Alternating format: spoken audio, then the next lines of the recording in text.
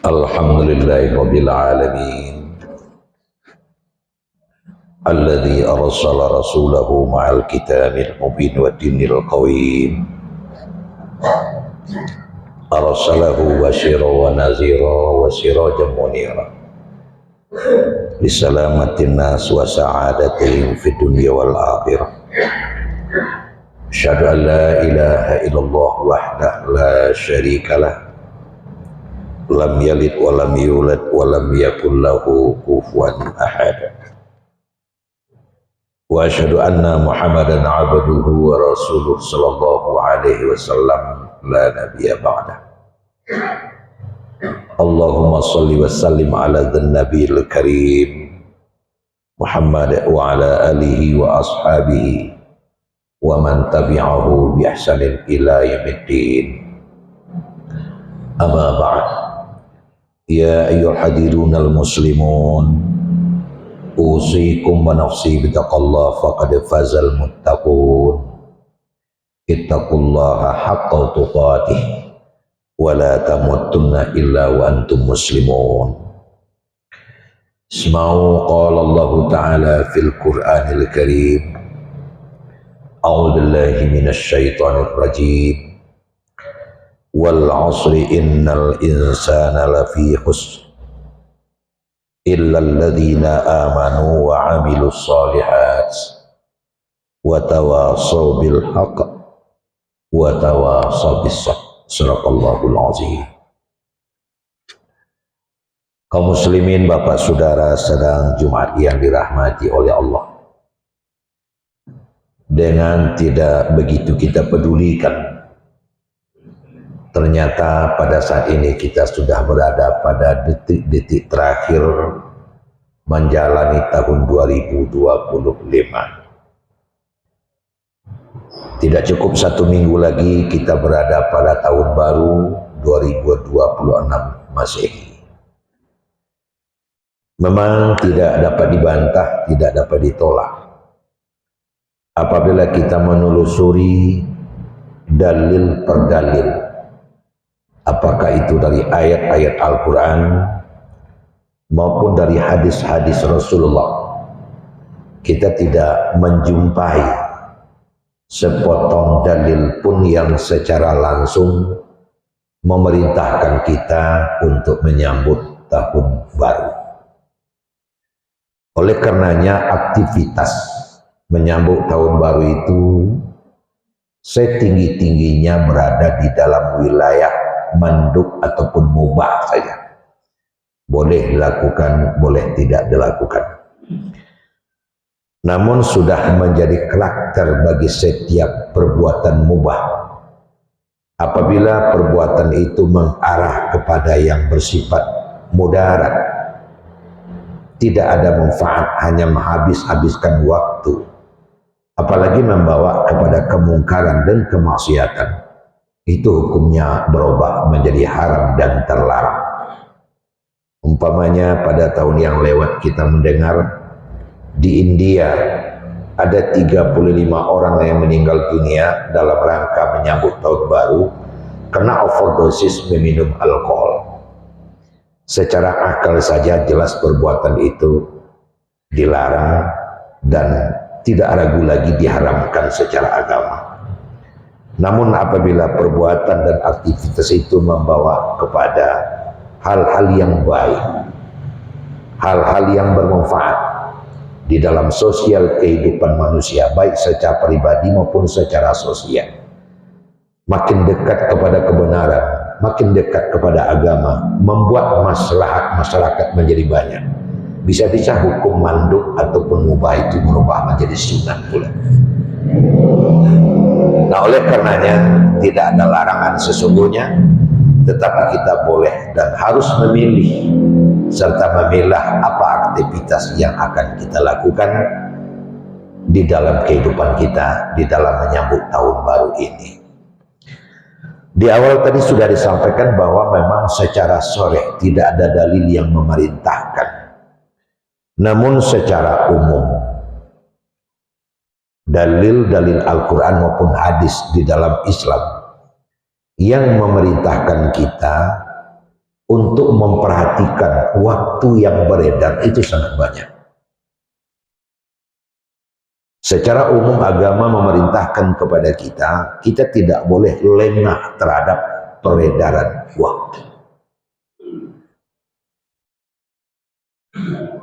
Bahkan seorang mufassir yang bersuku kita, suku Minang, namanya Muhammad Yunus, pernah belajar di Padang Panjang. Asal kampungnya adalah Solo. Mengarang sebuah tafsir yang juga disebut dengan tafsir Muhammad Yunus. Hari ini tafsir tersebut telah diterjemahkan ke berbagai bahasa. Dia menyebutkan dalam tafsirnya tersebut, kalaulah seandainya Allah Subhanahu wa Ta'ala, Tuhan yang Maha Kuasa, menurunkan satu surat saja. Nah, kita sudah sama tahu bahwa surat dalam Al-Quran itu ada 114, mulai Al-Fatihah terakhir An-Nas. Nah, kalau seandainya Allah menurunkan satu surat saja, dan surat itu adalah surat Al-Asr, surat waktu, surat masa, populernya surat Wal-Asri, itu sudah cukup buat petunjuk manusia dunia dan akhirat. Dalam uraiannya Muhammad Yunus menyebutkan, kenapa saya menyatakan demikian? Karena kedalaman makna yang terkandung di dalam surat Al-Asr itu. Nah, kaum muslimin, ada dua alasan yang dikemukakan oleh Muhammad Yunus. Yang pertama, Allah mempergunakan waktu di dalam surat ini sebagai alat untuk bersumpah. Nah, dalam konsep ajaran Islam, sumpah itu adalah sesuatu yang paling tinggi nilainya. Kita tidak boleh di dalam Islam sumpah itu serampangan saja.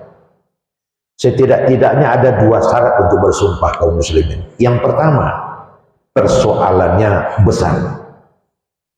Jadi kita dilarang bersumpah dalam hal-hal kecil.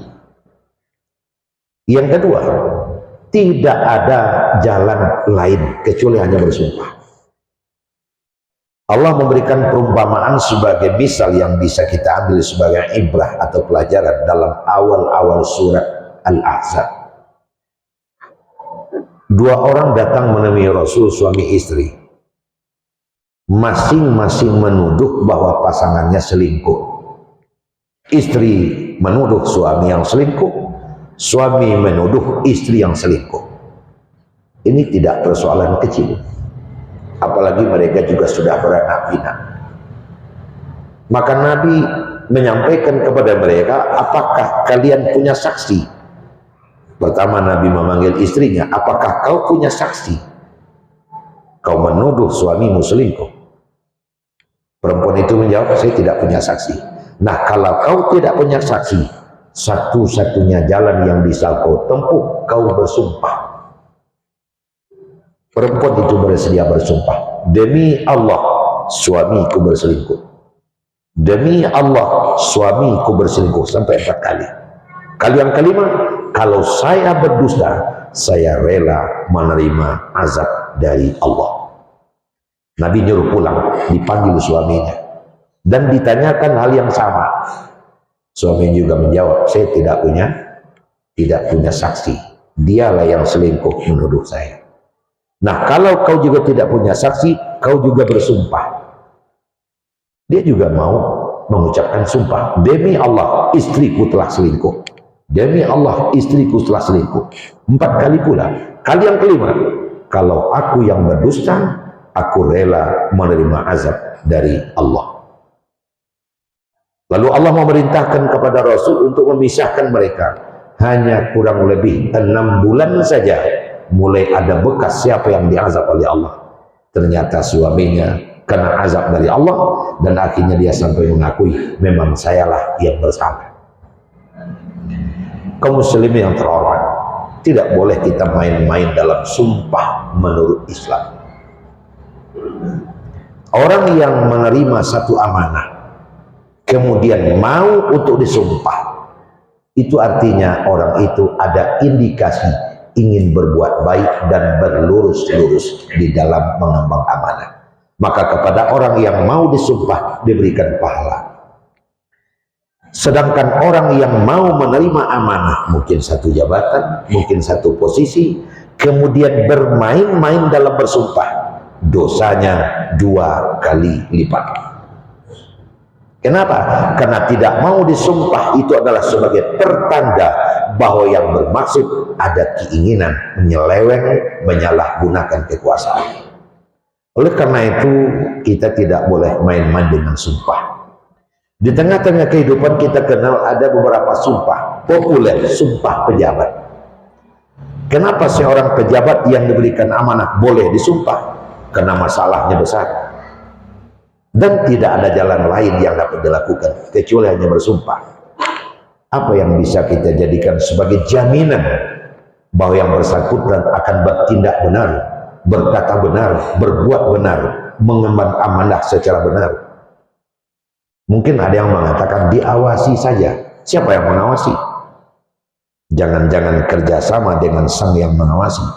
Maka satu-satunya jalan yang termulus adalah dia disuruh mengawasi dirinya sendiri, yaitu dengan bersumpah, demi Allah, mulai hari ini saya akan menjalankan amanah sesuai dengan aturan. Seorang aparatur sipil negara masuk kantor jam 8, pulang jam 4 sore, jam 16. Maka mulai dia mengucapkan sumpah itu, maka masuk jam 7.30 itu wajib bagi dirinya seperti wajibnya sholat. Itulah dia sumpah. Apalagi melakukan hal-hal yang nyeleweng dan sebagainya, menyalahgunakan kekuasaan. Maka sumpah adalah suatu yang mengikat dirinya untuk selalu berbuat benar. Kaum muslimin yang terhormat, oleh karena itu sumpah sangat tinggi dan sangat mulia nilainya di dalam Islam.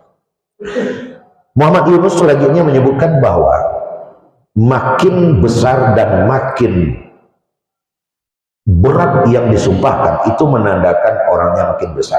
Sumpah Pak Lurah di bawah sumpah camat, sumpah bupati wali kota di atas lagi karena amanahnya besar, tanggung jawabnya besar. Sumpah gubernur tinggi lagi, apalagi sumpah seorang presiden, itu sangat besar. Nah sekarang yang bersumpah bukan hamba, bukan manusia, tapi yang bersumpah adalah Allah, Tuhan yang Maha Kuasa. Itu tidak main-main. Kalau kita mau membuka hati, membuka pikiran atas sumpah Allah ini, kalau kita bersumpah menyandarkan sumpah kita kepada Allah, demi Allah, atau sifatnya demi yang maha tinggi, lalu Allah menyandarkan sumpahnya kemana? Allah menyandarkan sumpahnya kepada sesuatu yang wajib atau perlu diperhatikan oleh manusia. Kadang Allah bersumpah dengan satu pohon, satu tumbuhan, watin, demi pohon tin, berarti ada sesuatu di pohon tin yang perlu ditelusuri. Kadang Allah bersumpah dengan wahadza baladil amin, demi negeri Mekah, ada sesuatu di negeri mereka yang perlu diselusuri. Tetapi para mufassir menyebut 80% sumpah Allah di dalam Al-Quran memakai waktu. Ada wal fajri, demi waktu fajar. Ada was-subhi, demi waktu subuh. Wad-duha, demi waktu duha. Wal laili, wan nahar, bahkan wal asri, demi masa. Oleh karena itu ada apa dengan waktu? Karena dari seluruh problem dan permasalahan yang ada dihadapi oleh manusia di tengah kehidupan, waktu adalah hal yang nomor satu.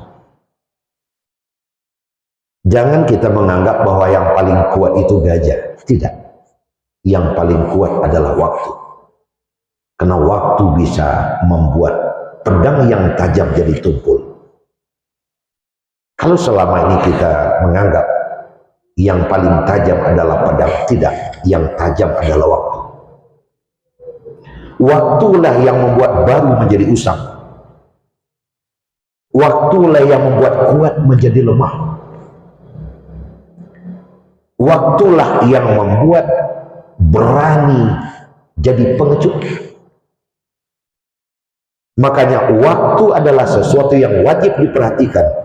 Al-waktu kasaif, waktu seperti pedang. Idza taqta yaqta, apabila kau tak potong waktu itu, maka waktu akan memotongmu. Kalau kita coba untuk melayangkan pandangan sekeliling kita,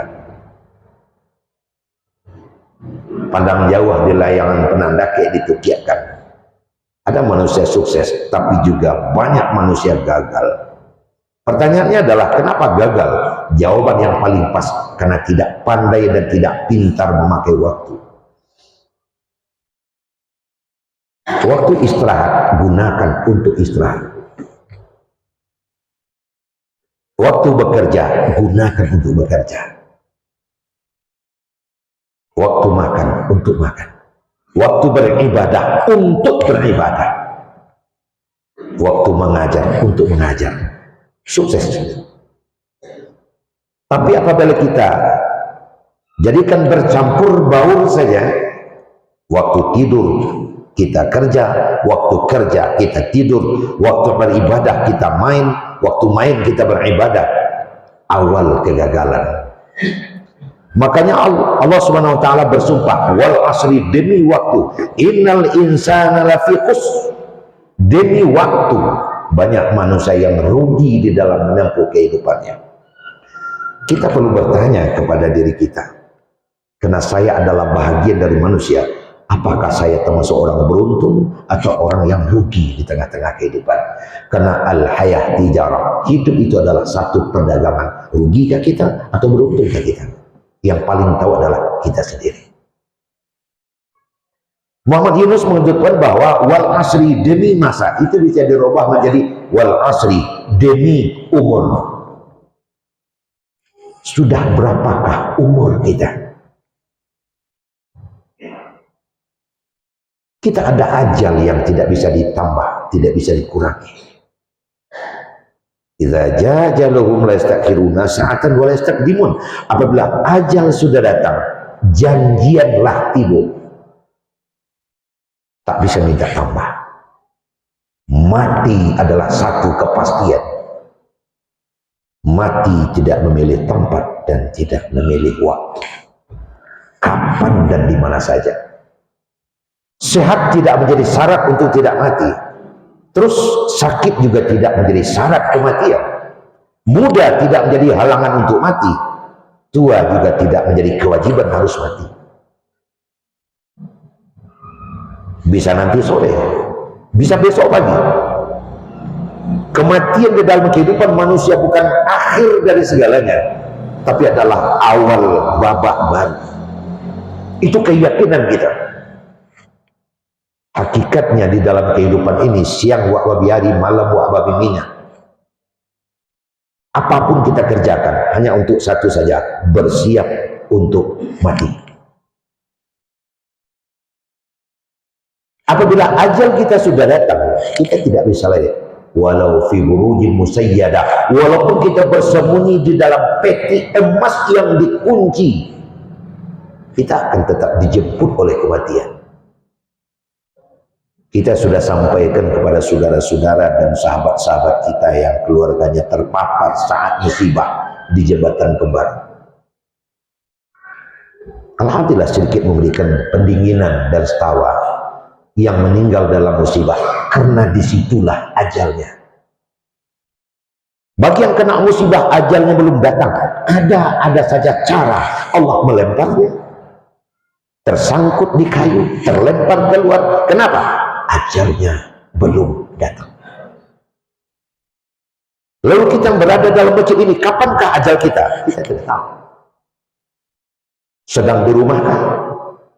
Sedang di pasarkah? Sedang di atas kendaraan, atau mungkin dalam masjid ini. Wal asri, demi umur itu banyak manusia yang merugi. Kenapa? Lupa bahwa hidup akan mati. Bagi kita manusia mati tidak akhir. Ada hitung-hitungan. Itu harga mati tidak bisa ditawar. Nah, kaum muslimin, Setelah kita mati, kita akan masuk ke alam lain, namanya alam kubur, alam barzakh, dan itu harga mati. Apabila ada keraguan kita terhadap alam barzakh, rusak iman kita, tak ada manfaat menjadi muslim selama ini. Di dalam alam barzakh, satu di antara dua saja, nikmat kubur, azab kubur. Apakah kita akan mendapat nikmat kesenangan? Apakah kita akan mendapat azab? Karena kubur bisa menjadi raudhah min riyadil jannah, bisa menjadi hufrah min hufarin nira. Kubur bisa menjadi taman dari surga, bisa menjadi liang untuk neraka. Lalu apakah yang melatar belakangi tingkah dan perangai yang kita lakukan selama kita hidup di dunia? Kaum muslimin, faman ya'mal mithqala dzarratin khairan yarah. Sekecil apapun kebaikan pasti dinilai. Sebaliknya, sekecil apapun keburukan, kita akan menerima konsekuensinya. Itu harga mati. Manusia banyak yang rugi di tengah-tengah kehidupan. Banyak sebenarnya jurus yang kita pakai untuk mengukur rugi kita ini. Lalu apakah pola tolak ukurnya? Tujuan hidup kita. Sudahkah kita mengerti mengapa kita hidup? Maka untuk mencari apa tujuan hidup, tanya kepada yang memberikan hidup kepada kita. Allah menjawab, wa ma khalaqatul jinna wal insa illa liya'budun. Manusia hidup adalah untuk beribadah. Sudah sejauh mana ibadah yang kita lakukan? Karena umur yang diberikan oleh Allah kepada kita, itulah kesempatan untuk beribadah. Mufasir coba untuk mematematikkan, untuk membuktikan kerugian ini. Umpamanya kita diberikan oleh Allah usia 90 tahun, itu sudah usia yang cukup panjang bagi umat Muhammad. Tapi 90 tahun itu harus dipotong 15 tahun, karena kita masih anak-anak, tinggal 75. Hanya 75 lah usia yang sesungguhnya, kalau usia kita 90. Lalu yang 75 perlu dipotong lagi. Berapa potongnya? Berapa tahun yang kita gunakan untuk tidur? Orang tidur tidak dinilai. Dalam hidup kita tidur sepertiga, tinggal 50 tahun. Maka usia yang sesungguhnya hanya 50 tahun. Kalau usia kita sampai mencapai 90. Bagaimana kalau usia kita hanya 60? Kalau hanya 65? Kalau hanya 40? Lalu yang 50 tersisa apakah sudah bersih? Makin perlu dipotong lagi. Kitalah yang paling ingat berapa kali sholat subuh kita terbuang begitu saja, padahal kita sudah balik beramal. Berapa kali dan berapa umur kita yang sudah kita gunakan untuk menipu, durhaka sama orang tua, merugikan teman, membuat orang lain menjadi teraniaya. Kita yang paling tahu berapa usia bersih kita. Paling-paling masing-masing kita. Kalau usia kita 90 tahun, mungkin hanya 15 tahun yang bersih, mungkin hanya 20 tahun yang bersih. Apakah yang 20 tahun bersih itu sudah betul-betul kita gunakan beribadah kepada Allah? Zuhur khusyuk, asar kita khusyuk, isya kita betul-betul mantap. Makanya Allah mengunci wal asri, demi umur itu, innal insana lafi khusr, sesungguhnya manusia banyak yang merugi. Nah kaum muslimin, apabila 2025 sudah berlalu, kita masuk 2026, artinya setahun umur kita juga sudah berlalu. Lalu apa makna lainnya? Kita makin bertambah dekat ke pintu kubur. Persiapan untuk menghadap yang satu itu namanya kematian, al-maut, makin sempit. Oleh karenanya, waktu yang masih tersisa tentu kita manfaatkan dengan sebaik-baiknya untuk berbuat baik dan berbuat kebaikan, menjauhkan diri dari perbuatan-perbuatan maksiat sejauh-jauhnya, sehingga ketika kita menghadapi kematian itu kita mendapatkan husnul khotimah, kematian yang baik. Bekallah diri dengan iman, perbanyaklah amal soleh, tegakkan kebenaran, dan selalu membekali diri dengan penuh kesabaran. Insya Allah masa lalu harus menjadi perbandingan untuk menempuh masa yang akan datang. Karena orang mukmin yang sukses itu adalah yang hari ininya lebih baik pada hari kemarin, dan hari esoknya wajib harus lebih baik pada hari ini. Tahun 2026 amal kita, baik kesolehan pribadi maupun kesolehan sosial, harus lebih mantap dari 2025. Makin bertambah umur kita, makin dekat kita kepada Allah Subhanahu wa taala. Mudah-mudahan kita berikan kekuatan untuk semua itu. Fa'tabiru ya ulil absar la'allakum tuflihun.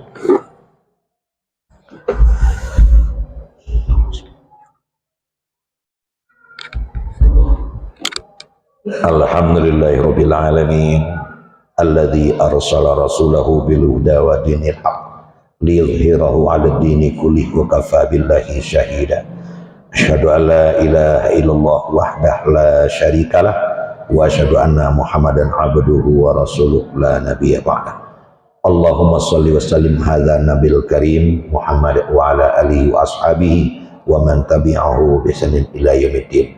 Amma baqiya ayuhan nas ittaqullaha haqqa tuqatih wa la tamutunna illa wa antum muslimun. A'udzu billahi minasy syaithanir rajim. Bismillahirrahmanirrahim. Qul huwallahu ahad, Allahus samad, lam yalid wa lam yulad wa lam yakul lahu kufuwan ahad. Innallaha wa malaikatahu yusholluna 'alan nabi ya ayyuhalladzina amanu shallu 'alaihi wa sallimu taslima. Allahumma shalli 'ala Muhammad wa 'ala ali Muhammad kama shallaita 'ala Ibrahim wa 'ala ali Ibrahim wa barik 'ala Muhammad wa 'ala ali Muhammad kama barakta 'ala Ibrahim wa 'ala ali Ibrahim fil 'alamin innaka Hamidum Majid. Allahumma fil mu'minina wal mu'minat wal muslimina wal muslimat al ahya'i minhum wal amwat. Allahumma fil lana dzunubana wa liwalidina warhamhum kama rabbawna shighara. Rabbana hab lana min azwajina wa dzurriyyatina qurrata a'yun waj'alna lil muttaqina imama. Rabbana atina fid dunya hasanah wa fil akhirati hasanah wa qina azabannar. Amin amin ya rabbal alamin. Walhamdulillahirabbil alamin. Aqimus shalah.